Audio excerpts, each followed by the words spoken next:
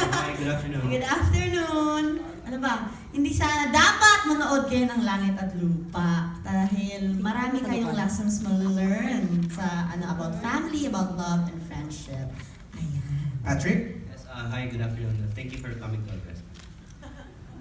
Formal naman si Patrick, no? Seryoso masyado, mamaya i-break the ice natin yan. Eto, makakasama din natin, first time din sila matutunghayan together in TV, Jason Avalos and Yam Concepcion. Hi, guys.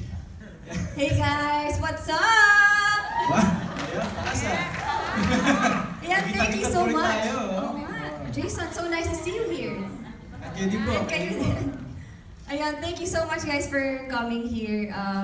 Masaya kami na nandito ngayon. Sama-sama, buong cast, no? Mm. Masaya, sarap na feeling na finally mapapanood na natin yung Langit Lupa. So, excited na ba kayo?